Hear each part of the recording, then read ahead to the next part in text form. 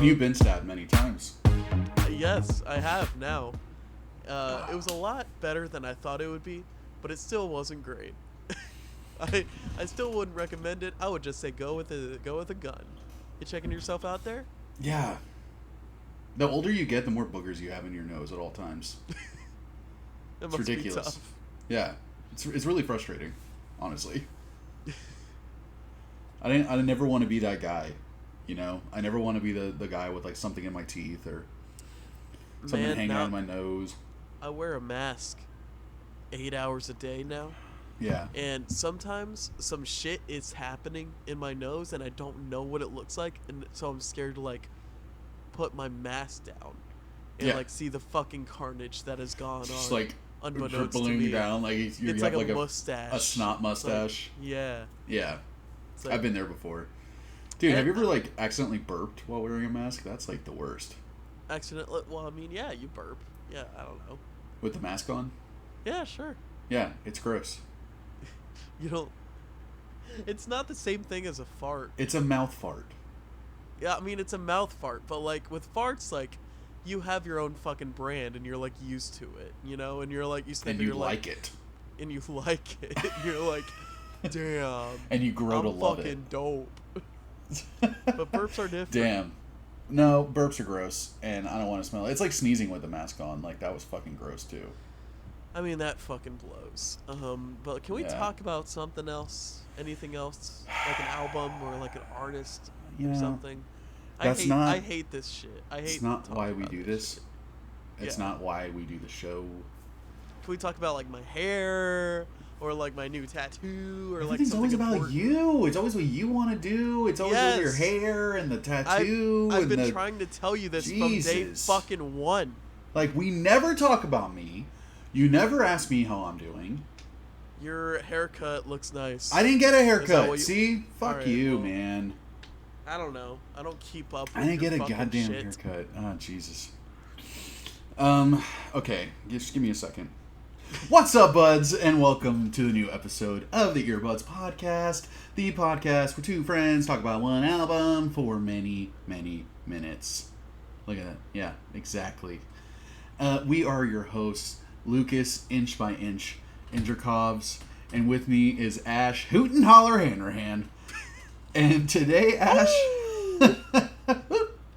today we are talking about a self-produced, self-released album by an indie hip-hop rapper that actually reached out to us himself and asked us to review his album. How fucking cool is that? I mean, it's really cool. Should we say that? I feel like that...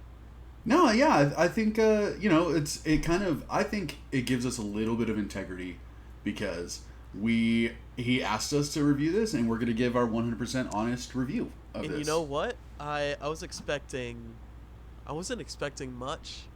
Yeah. When we got this album, apparently he won like the 2020 Vans Musician Wanted contest or something like that. So the guy that we're going to be talking about today is a rapper called JOEJas. JOEJas. Like Nas or like JOEJas. JOEJas. His self-produced record called Gaps and Nomads, man, and it is a 21-minute kind of a fun little hip-hop romp. Yeah, it's 9 songs, 21 minutes, very short, very mixtape, very just like a little all around the place, showing his different influences on his sleeves. Yeah. I got a little Tyler the Creator. I got a little definitely like Public Enemy even. Dude, very 80s. There's a lot of like 80s inspired beats on this album, and normally I wouldn't really like that. But man, by the end of the record, you know, like I've kind of already bought into JOEJas's like weirdness and his kind of shtick and his energy and his vibe and everything. So by the end of it, all the eccentricities and everything, like when I went back to the album, like didn't hit me so fucking hard. He wears his fucking shit on his sleeve, you know. I mean, literally, like he has a gap in his teeth, and he calls himself the Gap Nomad. Gappy. Yeah, Gappy, dude, Gappy. Like that shit was hilarious. Okay. I love that. That's like one of my favorite fucking great video like too. Like stings, is that what they call it? Yeah. Yeah, ad-lib or whatever, like it got a little bit of a lisp delivery throughout this entire album, and it's not something that bothered me as someone currently with a lisp for some reason. I think it's because your nose is stuffy. I think it's my allergies. Yeah. But don't claim lisps now. I wanted to do it. You don't get to have a lisp same for fucking a week, level. Ash. No, I want to be on the same fucking level. Not the same thing. It's not cool. I like that. Also, apparently he goes by producer name Harry Muffin Man. I like that's his like producer alter ego. But yeah, man, JOEJas won. I really hope we're pronouncing that correctly too. But he won. Yeah, the Vans like some music competition. The Vans Musician Wanted in 2020, and he got a fucking shout out from Anderson .Paak and JID, which must feel fucking amazing. That's crazy. Like, can you fucking imagine, like how good that would feel? I mean, shit, man. Like, I wouldn't want that. I never want anything like that. You don't want any attention. Any famous person to pay any attention to me. Oh, well, that's where we differ, I guess. Look, whenever we're on the red carpet, you can be the Pharrell. I'll be the other guy from the Neptunes. You know? Yeah. Like, you'll kind of be in the music video. You'll be doing your little part. I'll be in the back, just kind of making the fucking beats. Yeah. You know? Okay. I'm okay with that because that's how it should be. Like, I feel like that's. All right. Well. Okay. Well, I feel like that's how this podcast should be. Because I don't know about that right now. Then. Well, hear me out. I'm thinking. We kind of need someone with a little more fucking style. A little more fucking. Yeah. Je ne sais quoi of fucking looks. All of a sudden, you know what I'm saying? This lady gets a fucking haircut. All of a sudden, a week later, she's the stylish one. Got the eyebrow. You see this fucking eyebrow? Yeah. You see this fucking tattoo? I'm seeing it. You got like 2 sleeves of tattoos. Yeah, it's okay though. Well, if there's anything anyone could say about you, Ash, is that you have a very unique style. You know, and love my Trader Joe's shirt. Yeah, and I think JOEJas definitely has a very unique style. That it kind of reminded me of like a combination of, like you said, Tyler the Creator, a little Danny Brown in there at times. I kind of picked up on a little bit. Yeah, it's kind of got that. I wouldn't say zaniness, but kind of. I think this motherfucker's a little zany, but the zaniness. This is a little fucking zany. The zaniness was more like Tierra Whack zany. Yeah. Right? Where like they don't take themselves too seriously. They're kind of playful, and like goofy is a word that always comes to mind, but it's not goofy. Like he's not goofy. He's like silly. Like he just is super like energetic, super playful. He has like fucking like I saw somewhere that someone said he has cartoon energy. I'm like, yes. That's true. He is serious about the music, obviously. Mm-hmm. He produces everything himself. Yes. Makes these songs. These lyrics aren't bad at all. No. But he's just kind of got a zany little cartoon energy about him. Too. Yeah, for sure. You know, and you can have both. Yeah, he's just really colorful with his lyrics, and but like kind of how Tierra Whack kind of puts on like a character sometimes in some songs. Like I feel like JOEJas did that too. Like he kind of, it was almost like, I don't know if it was the chicken or the egg. Like if he wrote the beat first and then thought like, okay, I'm gonna, my voice is gonna sound like this on this one, because there's so many rappers that just like on no matter what the beat is, they sound exactly the fucking same. Like right, yeah. They don't subscribe to like follow the music, and it kind of sounds like JOEJas does that, right? Yeah, he kind of puts different deliveries, different intonations. There's a wide variety of kind of genre influences on this record. Yeah. His delivery and vocals will kind of follow in step with those musical changes, like on Nomad, which is a very kind of fuzzy, like almost guitar driven heavy track. Dude, that one stands out like a motherfucker. That is like Limp Bizkit and the Beastie Boys wrote a song together, and it weirdly works well. I don't hate it. The lyrics are kind of cheesy, like talking about how he's like destined to succeed and no one can hold him back and all that. A little bit. But that second verse, dude, when they brought like all the guitars came in and then the drums came in super loud, like almost sleigh bells style, just like loud ass, almost, Yeezus, you know, type of kick. And the guitars are like there, and he's talking about crowd surfing and shit like that. He really sold me on that song by halfway through. I lost it. Put me in the mosh pit. Yeah, like anytime a rapper above heads or something like that. Anytime a rapper like mentions a mosh pit, I immediately get extremely hype. Yeah, and I saw that his earlier stuff was kind of punk inspired, is what he said. So that kind of really, yeah. And I haven't heard anything else that he's done like before this album. But I would definitely say I don't hear any punk on this record, but I hear like a lot of attitude for sure. There's a lot of attitude on that song in particular. Yeah. Also maybe like Suede Flips. Suede Flips for sure. Like Escape. Yeah, Escape had a great like. How good was that message in that song? Like, that was cool to, you know, just kind of like, hey, it's okay to be a misfit or an outcast or something. Like, just keep doing what you're doing. The Gaps of the Nomads. Yeah, like you're welcome to the group, and I will say I like the message. I will say though, here's where one of my kind of little grievances. Strap in. Here's kind of one of my grievances with this album comes in is that there can be times where it's a little sloppy, you know, and it's a little the mixing in particular. I mean the mixing, but also the rhythm, like especially on March 30th, kind of starts off sloppy. When the backup vocals come in, you can tell that they didn't really sync them up as well as they could have. Like when you were in the studio doing your lyrics or vocals or whatever you call them. Yeah. You and like you were super on top of it, doing retake after retake, getting every like particular word, making sure it's in sync. Didn't take so much care on this one for most of the backup vocals, and I wouldn't say that's always necessarily a bad thing, but there were times when it kind of threw me off, and it was like a little bit of a momentum stopping thing.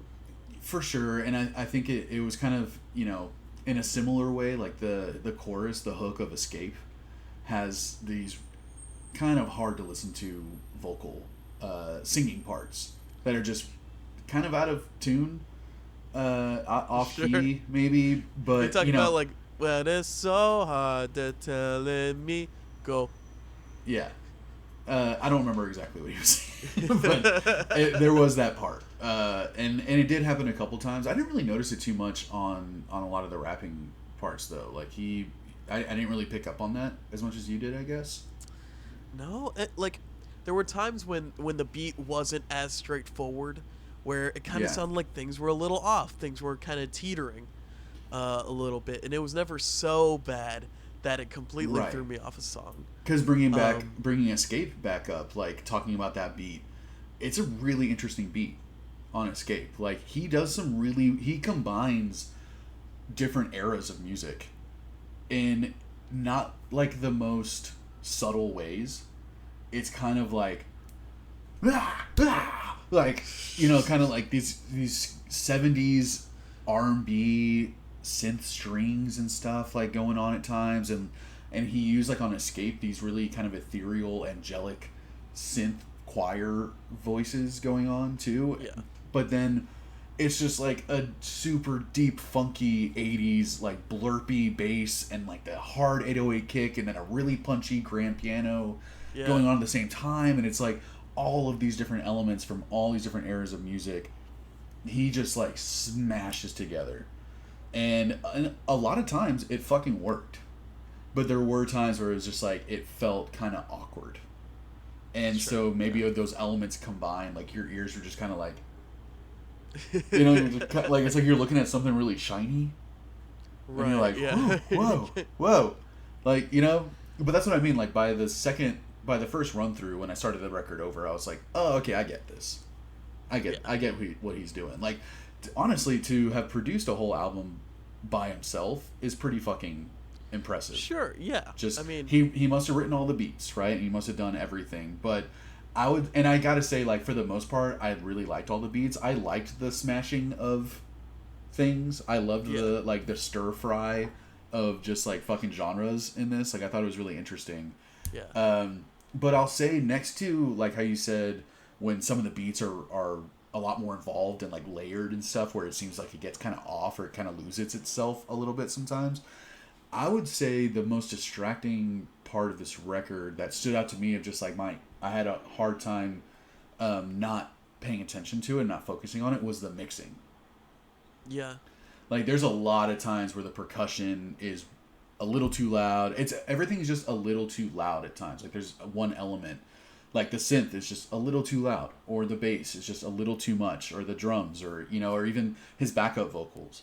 Like, if it's something that didn't really necessarily work too well and he can't really do many takes of it, then it's just like, stick those a little bit further in the back.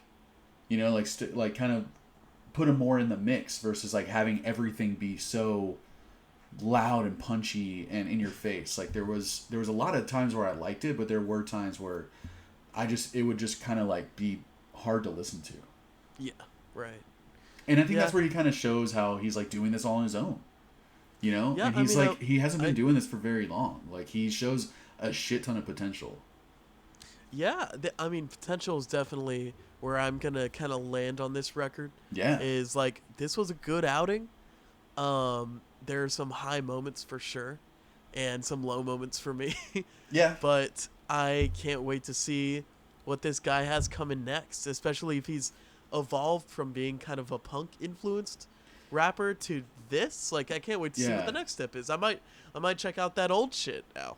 Yeah, I kind of want to, for sure. And, you know, it's like we were both a little concerned about just listening to someone we've never heard before, like an actual artist, like, reaching out to us to review their album, which we like really appreciate, to be honest. Like, this is a cool opportunity to do this. Like, we definitely want to listen to y'all's records. Like, if you guys are up and coming independent artists, like, just local to your scene or whatever, I want to hear it, man. I always want to hear new shit. And this shows that, you know, we will probably fucking review the album if you ask us to. Yeah. We're one of one so far. Like, we got the Instagram message and Lucas was like, all right, this is the next episode we're doing. Yeah. You know, we're going to upload it as soon as we got it. I'm like, this is cool that JOEJas reached out to us. Like, I was like, we kind of, I want to honor that, like, kind of courage and confidence. Yeah. And that hustle of just reaching, like, finding a fucking no-name podcast and asking these guys that are just like, hey man, this is another way for my music to get talked about. And I totally respect it. I think it's, I would never be able to do something like this. I will say. Yeah. I was especially worried because I can be very particular. I can be very picky. Dude, we both are. And it's not like we're gonna, you know, just because someone sent it out to us and it's a local person. Obviously, I'm never gonna shit on local artists like I shit on big time people, because they can take it. Like, they're totally doing this big shit. They have this whole studio. They have this budget. I don't care about shitting on them. I'm never gonna shit on a local person. Yeah. But if I don't like your music, I'm gonna say I don't like your music. Right. And so that's like the only, like, you got to be ready if you're interested in that happening. That's what's hard, man. I mean, me and you have been in a band together. Like, we've asked people to review our albums before, yes, we've done the same. It's a very nerve-wracking thing to do, and it does take a lot of fucking balls, man. It takes a lot of courage, and honestly, like, you know, in the last year of my life, I've understood hustle more than ever before, and just understanding why people hustle and just really respecting it. And the fact that this dude, like, I've seen a couple of reviews of JOEJas' songs. Someone reviewed, I think, a music video too. And it's these kind of, you know, it's these blogs. It's these small blogs that he is probably reaching out to also to ask, like, hey, check out my shit. And I totally fucking dig that, man. And it's gonna get you places, like, trying that hard and caring that much. Like, it's only maybe bound to work out if you work hard.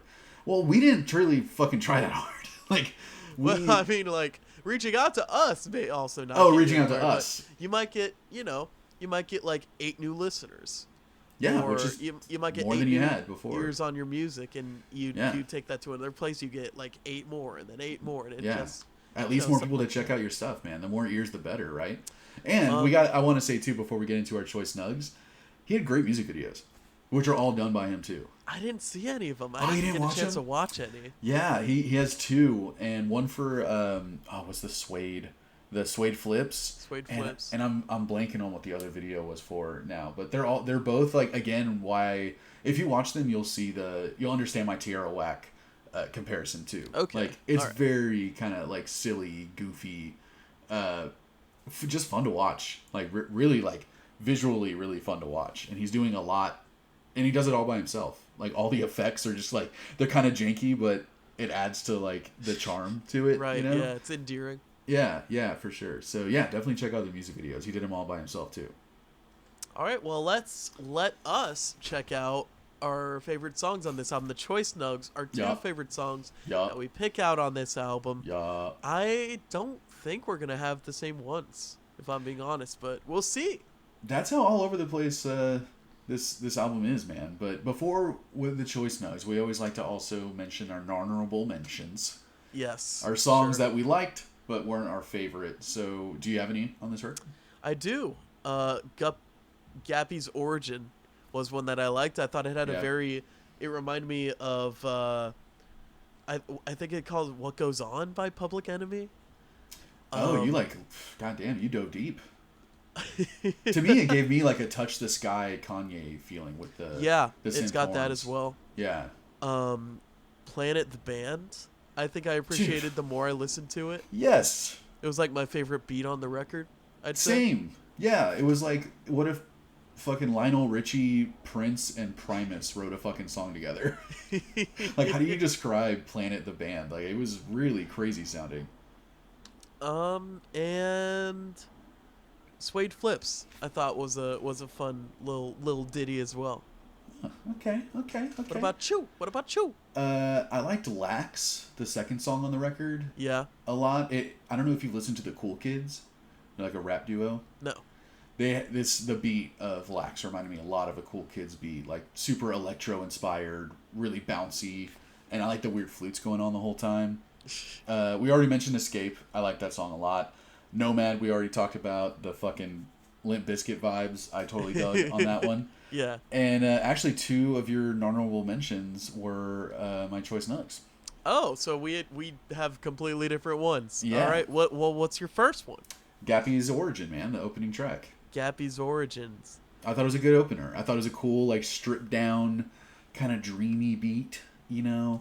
And that one's, I mean, it doesn't even get into the music until like 30 seconds in or so. Yeah. And so it's like pretty much a 1-minute song. Yeah. And I and we're both, like, big appreciators of a good opener. And I thought it was a good opener. I thought it was too. Yeah. It's very, like, putting himself out there. He's very confident about himself. Yeah. Just kind of showing what he's got for the rest of the record. I like it. I like it too. What was your first choice nug? But I'll tell you what my first choice nug is, which was one of your honorable mentions, is Nomad. I think Yeah, man. you could have seen that coming. He really sold me on that song. Like, it's weird to go from bewilderment to like appreciation in the course of 2 minutes. I love the Beastie Boys sample on it. Yes. I love the there's a vibe. sample. I assume. I don't even know, man, because I definitely got Beastie Boys vibes from that song. I think the chorus was a little cheesy. Yeah. It was like, I am me and I'm destined to succeed. It was like, all right, that's fine. Is that the one where he's also going like, "Watch out"? Watch out! Yeah, I think that's the sample. Watch out! Okay. But I love the production on it. I love the fuzziness. That second verse starts off really great, So good. like you said. Yeah. Another real quick, like, minute 40 song. Yeah. But I was so into it. Well, that's a good one, man. And my other choice nug was the follow-up. from that Suede Flips. Suede Flips. Yeah, man. I Yeah. really liked the music video, and I really liked the beat on Guppy! Suede Flips. Yeah, Guppy! Just so silly, dude. But yeah, like that dirty synth bass. It had like a synth oboe or something, or like a synth clarinet or something, and all the trippy ad libs and like the back vocal stuff. Like you talking like the Guppy thing. Yeah. Like he did a lot of like weird ad lib backup stuff on there, and honestly, probably the best lyrics on the record too. Yeah, I could see. Man, I had no idea these lyrics were even on Genius until it was too late to check them out. I just assumed they weren't. Yeah. But I think he put them all in himself. So Well, they're of course he correct. did. Yeah, I mean, I would assume he did, and they were also on Spotify, which I was surprised to see, and I think he did that as well. Guppy! Yeah, it was. I really enjoyed that song, man. That's the one that I would get stuck in my head, like after listening to the album.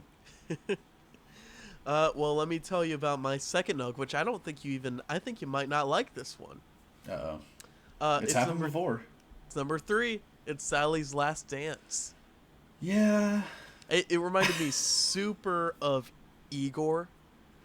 That Tyler album, and yeah. a little bit of like Flower Boy, kind of that like weird 80s, Yes. but like modern rap kind of Like gritty 80s. It has like the glitz and the grits. You know? Yeah, and it's got the little percussion, the little you know. Yeah. I just thought it was super catchy, super dancey, super like something I'm gonna groove to. Yeah.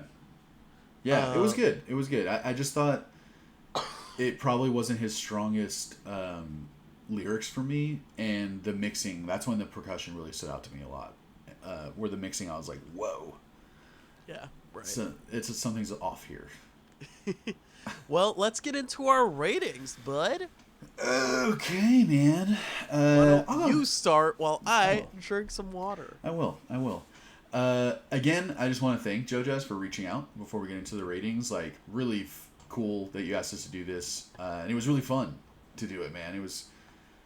I've been wanting to, like, we've been talking about reviewing, like, local musicians or friends, albums and stuff. And we're just like, it's like Ash said, like, it's hard to like come down or criticize like a local band, because you're just like, good for you, man, fucking go for it, you know. Yeah, like right.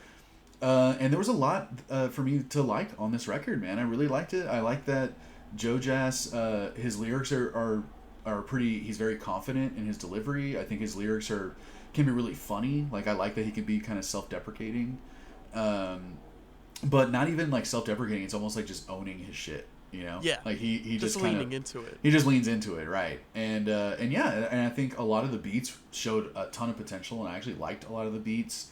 Outside of like the mixing issues that we called out, and some maybe like the beats or like the composition of some of the songs, like I still think this is a really impressive outing for JOEJas, and I think it shows a ton of potential.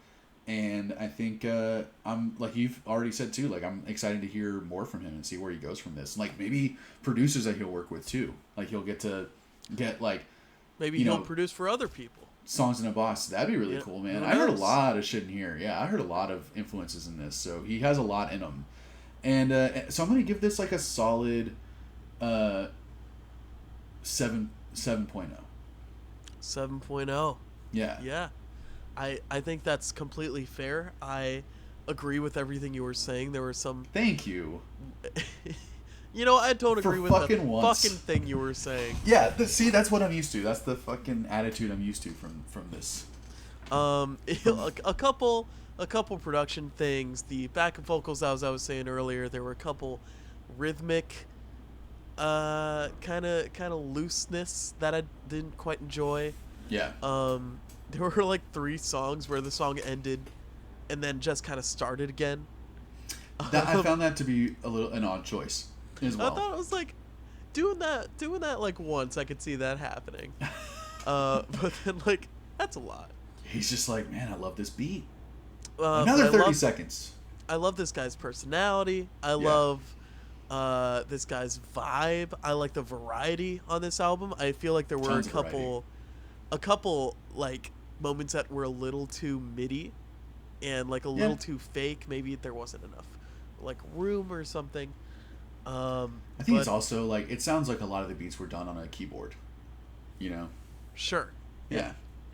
But all in all, just a really fun like 20-minute, just short, easy, get in, get out record. Yep. Something that you can show your friends, you know, pretty easily. Totally. Something you can put on at a party. If people are jamming. Yeah. Like totally. You know, I'm feeling your 7.0. I kind of don't want to step on your fucking toes, but you know, I'll go 6.9. Oh, you fuck. 6.9 for this. 6.9. Wow. With no sexual, I'm fucking sick of the sexual innuendos that come with that number. So there are none associated. You're reclaiming 69? I'm reclaiming the 6 and the 9 together. You're taking it back. Okay. Yeah, making 69 lame again. Ash 2024. Can we just make it lame again? Can we just make it a number again? Please? I'm going for 420 as well. I know, yeah, you're coming after all of them. Yeah, well, buddies, before Ash cancels every number in the world, what would you guys rate this record? Go listen to Gaps and Nomads, and then let us know what you guys rate it, man. I think it's definitely, worth a listen, dude, and someone to pay attention to, the Mr. JOEJas. I feel the same. Check us out on YouTube. Check us out on your podcast streaming site. Also, we got a shop in downtown Philadelphia. If you want to check it out, that's where we spend all of our Tuesdays together. We do not record any episodes there. It is a shoe shop. Yep. Where I make the shoes. Me. Ash is a part-time cobbler. Yeah, I fucking smoke weed and set vibes, dude. That is an important part. I'm setting up the vibrary right now. Yeah. Cobs and cobblers and dobblers. Is there a pun there? I'm sure we can find it. Yeah. As your resident vibe curator, I'll find it. Lucas, this was good. This was good. Go to our Instagram at EBPcast. Follow, like, subscribe. Love you guys. Thank you for listening and watching. We'll see you next time. Beep, beep, beep, beep, beep, beep. We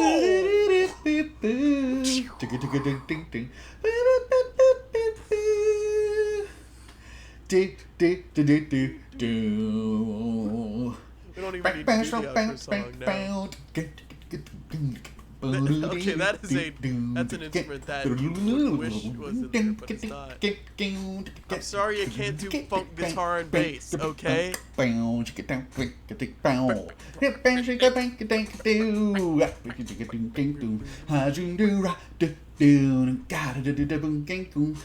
fade it out though?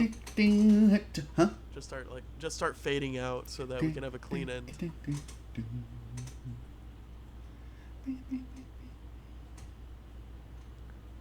All right.